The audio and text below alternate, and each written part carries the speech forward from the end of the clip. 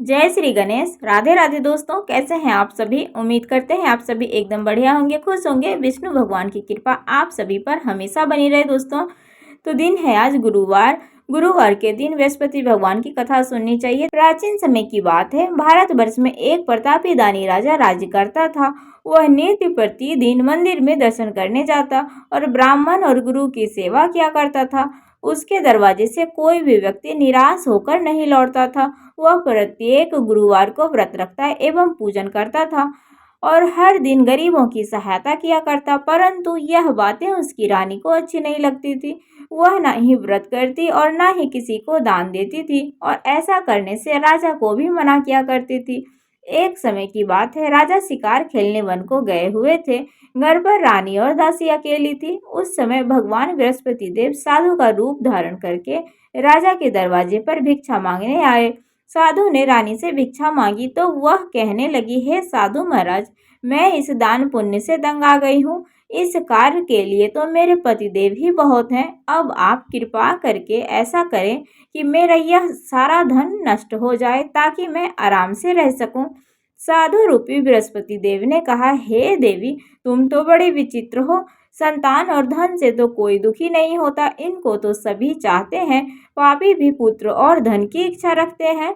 अगर तुम्हारे पास अधिक धन है तो भूखे मनुष्यों को भोजन कराओ, पियाओ, लगवाओ, ब्राह्मणों को दान दो, धर्मशाला बनवाओ, कुआं, तालाब, बावड़ी, बाग बगीचे आदि का निर्माण कराओ, निर्धन कुमारी कन्याओं का विवाह कराओ और धन को शुभ कार्यों में खर्च करो, जिससे तुम्हारे कुल का नाम हो और तुम्हें स्वर्ग की प्राप्ति हो।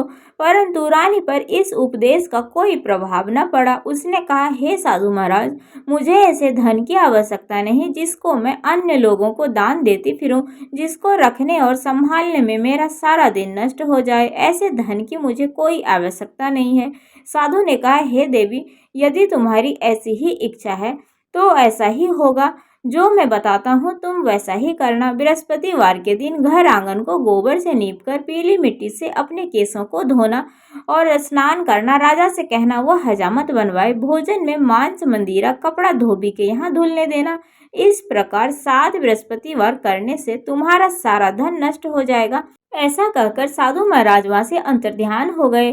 रानी ने साधु महाराज के कहे के अनुसार वैसा ही किया। 3 बृहस्पतिवार ही बीते थे कि उसका सारा धन नष्ट हो गया। भोजन के लिए दोनों समय तरसने लगे।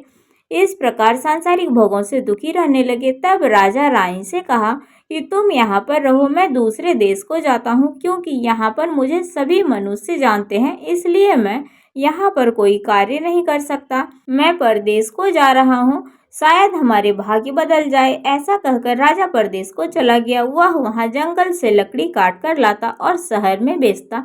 इस तरह अपना जीवन व्यतीत करने लगा। इधर राजा के बिना रानी और दासी दुखी रहने लगी।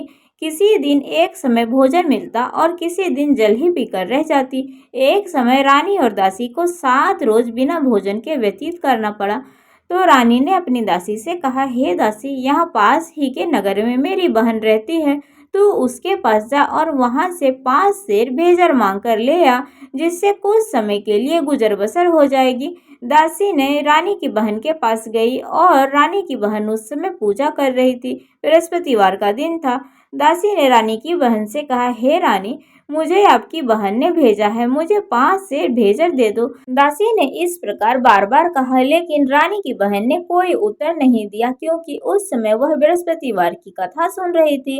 जब दासी को रानी की बहन से कोई उत्तर नहीं मिला तो वह बहुत दुखी हुई और उससे क्रोध भी आया और वह लौट कर आकर रानी से बोली, हे रानी, आपकी बहन तो बहुत ही घमंडी है और छोटे लोगों से बात नहीं करती। मैंने उससे कहा तो उसने कोई उत्तर नहीं दिया। मैं वापस चली आई। रानी बोली, हे दासी, इसमें उसका कोई दोष नहीं है।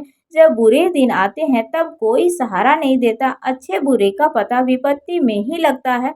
जो ईश्वर की इच्छा होगी वही होगा। यह सब हमारे भाग्य का दोष है। उधर रानी की बहन ने सोचा, मेरी बहन की दासी आई थी, परंतु मैं उससे कुछ नहीं बोली, इससे वह बहुत दुखी हुई होगी। वह कथा सुन और विष्णु भगवान की पूजन को समाप्त करके वह अपने बहन के घर आई और कहने लगी, हे बहन, मैं बृहस्पतिवार की व्रत कर रही थी, कथा सुन रही थी। जब तक कथा होती है तब तक ना उठते हैं ना बोलते हैं, इसलिए मैं नहीं बोली। कहो दासी क्यों गई थी? रानी बोली, बहन हमारे घर में अनाज नहीं था। वैसे तुमसे कोई बात छिपी नहीं है, इस कारण मैंने दासी को तुम्हारे पास 5 सेर भेजर के लिए भेजा था। रानी की बहन बोली, देखो भगवान बृहस्पति देव सबकी मनोकामना पूर्ण करते हैं। देखो शायद तुम्हारे घर में अनाज रखा हो। यह सुनकर दासी घर के अंदर गई। वहां उसे एक घड़ा भेजर का भरा मिल गया, तो उसे बड़ी हैरानी हुई और बाहर आकर रानी से कहने लगी, हे रानी देखो, जब हमको अन्न नहीं मिलता था तो हम रोज तो व्रत ही किया करते थे। इस प्रकार बृहस्पतिवार की व्रत क्यों न किया जाए। रानी की बहन ने अपनी बहन से पूछा कि बृहस्पतिवार की व्रत कैसे करते हैं। तब रानी की बहन ने बताया, बृहस्पतिवार को सूर्योदय से पूर्व उठकर स्नान करके बृहस्पतिवार का व्रत करना चाहिए। उस दिन सर नहीं धोना चाहिए। बृहस्पतिवार के व्रत में चने की दाल, मुनक्का और गुड़ से विष्णु भगवान के केले की जड़ में पूजन करें तथा दीपक जलाएं। उस दिन एक ही समय भोजन करें। भोजन पीले रंग का होना चाहिए तथा कथा सुने। इस प्रकार करने से बृहस्पति भगवान प्रसन्न होते हैं, अन्न पुत्र धन देते हैं।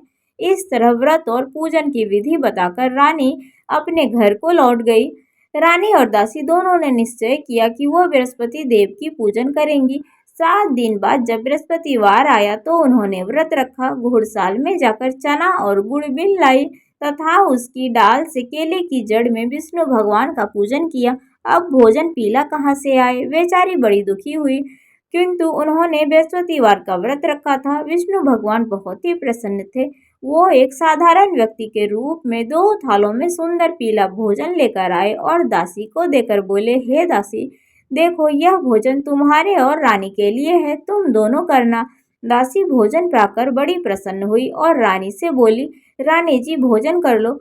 रानी को भोजन के बारे में कुछ पता नहीं था, इसलिए वह दासी से बोली, जा तू ही भोजन कर ले, क्यों व्यर्थ में हमारी हंसी उड़ाती है। तब दासी बोली, एक व्यक्ति सुंदर 2 थालों में सुंदर पीला भोजन देकर गया है और कहा है हम दोनों के लिए भोजन है, इसलिए हम और आप दोनों साथ साथ ही भोजन करेंगे। फिर दोनों ने गुरु भगवान को नमस्कार करके भोजन प्रारंभ किया। उसके बाद से वे प्रत्येक बृहस्पतिवार को गुरु भगवान का व्रत और पूजन करने लगी। बृहस्पति भगवान की कृपा से फिर से उनके पास धन हो गया, परंतु रानी फिर से उसी प्रकार से आलस्य करने लगी। तब दासी ने कहा, देखो रानी, तुम पहले भी इस प्रकार से आलस्य करती थी, तुम्हें धन रखने में कष्ट होता था, इस कारण सभी धन नष्ट हो गया। अब बृहस्पति भगवान की कृपा से हमें धन मिला है, तो क्यों न हम धन को शुभ कार्यों में खर्च करें। इसलिए हमें दान पुण्य करना चाहिए, भूखे मनुष्यों को भोजन करना चाहिए, पियाओ बनवाओ, ब्राह्मणों को दान दो, कुआं, तालाब, बावड़ी, बाग बगीचे आदि का निर्माण करवाओ, मंदिर पाठशाला बनवाकर कुंवारी कन्याओं का विवाह कराओ। इस प्रकार करने से तुम्हारे कुल का यश बढ़े तथा स्वर्ग की प्राप्ति हो और पितर प्रसन्न हो। दासी की बात मानकर रानी ने इसी प्रकार के कर्म करने प्रारंभ कर दिए, जिस प्रकार से उनका काफी यश फैलने लगा। एक दिन रानी और दासी आपस में विचार कर रही थी कि न जाने राजा किस दशा में होंगे, उनकी कोई खोज खबर नहीं। रानी और दासी ने श्रद्धा पूर्वक बृहस्पतिवार का व्रत किया था, इसलिए गुरु बृहस्पति देव राजा के स्वप्न में आकर कहे, उठ राजा, देख तेरी रानी तुझको याद करती है, अपने देश को चला जा। राजा परदेश में बहुत दुखी था। वह भी प्रतिदिन जंगल से लकड़ी काट कर लाता, शहर में बेचकर अपने दुखी जीवन को बड़ी कठिनता से व्यतीत कर रहा था। एक दिन राजा भी रानी को अपनी दशा को याद करके रो रहा था। बृहस्पति देव साधु के वेश में आकर बोले, हे लकड़हारे, तुम किस चिंता में बैठे हो, मुझको बतलाओ। यह सुनकर राजा ने अपनी सारी दशा कह दी। साधु ने कहा, तुम्हारी स्त्री ने बृहस्पति देव का अनादर किया था, जिस कारण से तुम्हारी यह दशा हुई।